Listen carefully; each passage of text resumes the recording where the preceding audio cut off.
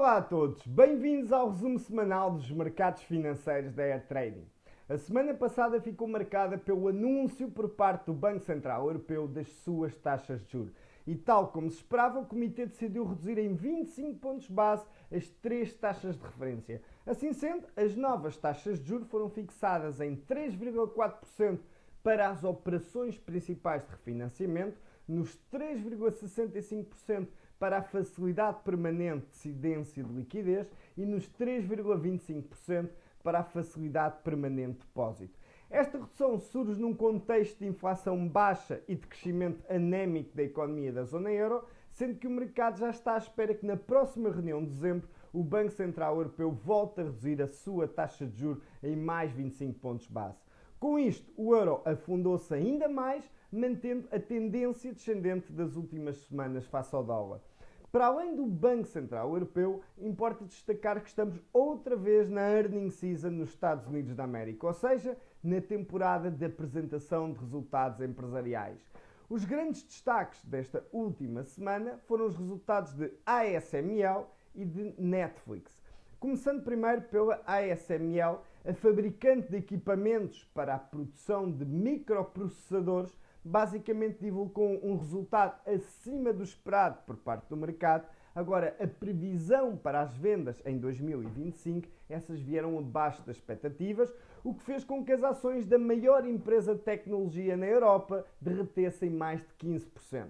A empresa afirmou que, apesar do boom nos chips para aplicações de inteligência artificial, outras partes do mercado de semicondutores permanecem fracas por mais tempo do que o esperado, levando as empresas que fabricam microprocessadores a atrasarem encomendas de novos equipamentos. Quanto à empresa de streaming, a Netflix superou as previsões com um crescimento das receitas no terceiro trimestre de 15%. O lucro por ação aumentou 41%, e o número de subscritores atingiu praticamente os 283 milhões de subscritores em todo o mundo, e todos estes dados, como ficaram acima das expectativas do mercado, elevaram as ações da empresa para novos máximos históricos, com uma subida de 11% no único dia. Estes resultados de Netflix acabaram por ajudar os principais índices norte-americanos a fazerem novos máximos históricos, sobretudo o S&P 500. Esta semana será uma semana muito calma em termos macroeconómicos, contudo, o foco dos investidores vai centrar-se apenas nos resultados empresariais que vão ser conhecidos. Destaque para os resultados de Tesla, de Coca-Cola, de Verizon, AT&T, General Motors, entre outras. E com base em todos estes dados, vamos agora ver como reagiram os principais ativos até ao fecho do mercado na sexta-feira.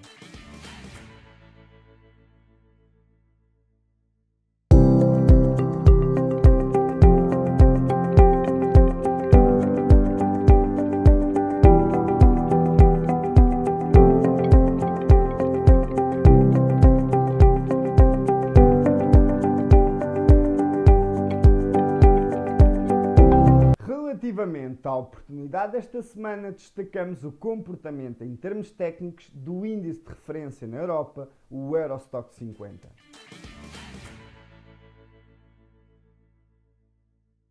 Observando o gráfico em velas diárias do índice europeu Eurostock 50, é possível constatarmos que após o rally iniciado em outubro do ano passado e terminado em abril deste ano, demos então início a um processo de lateralidade, de consolidação, que viveu no mês de agosto o seu momento de maior volatilidade, com correções a nível global que permitiram muitos investidores entrar na tendência ascendente dos índices e aproveitar essa tal continuação de tendência. Acontece é que no caso do Eurostock 50, ao contrário do que aconteceu em muitos outros índices que caminharam para máximos históricos, o Eurostock ainda não conseguiu fazer máximos históricos. É provável que o faça, até porque tem estado a mostrar consolidação e isto é sinal que mais tarde ou mais cedo poderá fazer máximos históricos. Ainda assim, é um dos índices mais fracos da atualidade, porque lá está, é dos poucos que não está a fazer novos máximos históricos e a manter uma tendência inclinada. Portanto, esta semana, a oportunidade que nós identificámos no Eurostock foi, acima de tudo, uma oportunidade de apostar na queda do índice apenas no curto prazo, lá está, porque a tendência principal é ascendente, e com isto identificamos uma região que passa numa linha de tendência que vem desde os máximos históricos a passar pelos máximos feitos aqui em maio, e esta linha, que já tinha tocado há 3 semanas atrás, voltou a ser tocada na semana passada e, portanto, uma região muito interessante de pressão vendedora. Como a tendência principal é ascendente, não é descendente, então não dava, ao fim e ao cabo, para esperarmos uma grande queda. E aquilo que tínhamos marcado como objetivo era esta linha de suporte que, ao fim e ao cabo, é uma linha traçada desde os preços de fecho, preços de abertura, peço desculpa, do dia 7 de agosto, a passar pelos mínimos feitos aqui em setembro. Essa linha coincidia ainda para mais